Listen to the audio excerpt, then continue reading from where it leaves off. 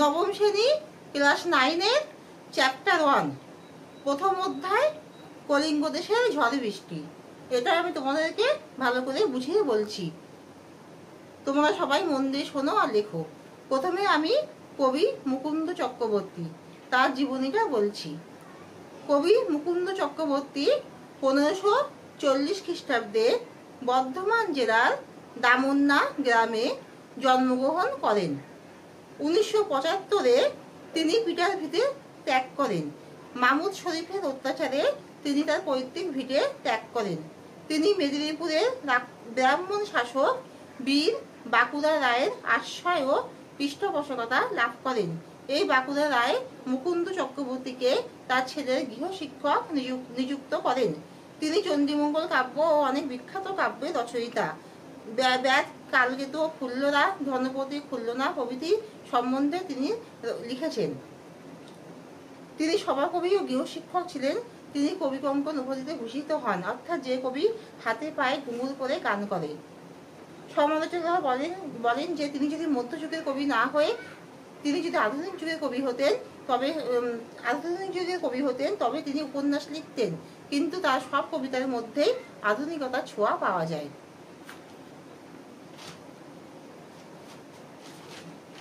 এবার আমি কলিঙ্গ দেশের ঝড় বৃষ্টির কিছু কোশ্চেনের অ্যান্সার বলছি, তোমরা সবাই লেখো। কলিঙ্গ দেশের ঝড় বৃষ্টি কার লেখা? কবি মুকুন্দ চক্রবর্তীর লেখা। চারদিকে অন্ধকার করে আসলো কেন? মেঘের আগমনে চারিদিকে অন্ধকার করে আসলো। সঘনে চিকুর কথার অর্থ কি? ঘন ঘন বজ্রপাত। প্রজাদের মন বিষাদে পরিপূর্ণ হলো কেন? প্রজাদের মন বিষাদে পরিপূর্ণ হলো চারিদিকে প্রাকৃতিক অবস্থা দেখে প্রলয় আসবে এই কথা ভেবেই প্রজাদের মন বিষাদে পরিপূর্ণ হলো। প্রলয় কবলে পড়ে কারা ভবন ছাড়লো? প্রলয় কবলে পড়ে প্রজারা ভবন ছাড়লো। করি কথার অর্থ হাতির সুর। মহি কথার অর্থ পৃথিবী।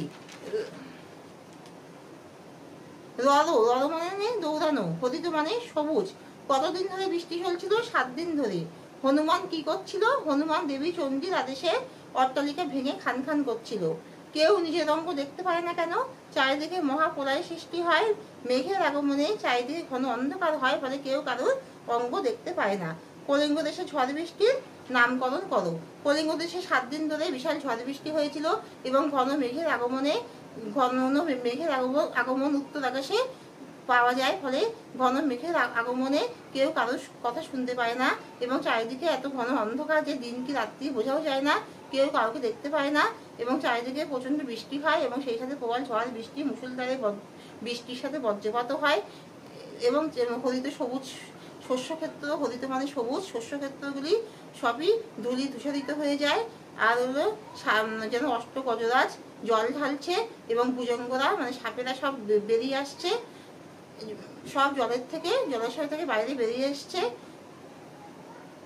ঘরগুলি সব দল দল করছে, যেন অসময় তাল পড়ার মতন করে শিলা পড়ছে। আর হলো রবির কিরণ 7 দিন ধরে দেখা যাচ্ছে না। এই যে যোগাযোগ ব্যবস্থা এবং যাতায়াত ব্যবস্থা প্রভৃতি সবই ধ্বংস হয়ে গেছে। প্রজারা কেউ যাতায়াত করতে পারছে না।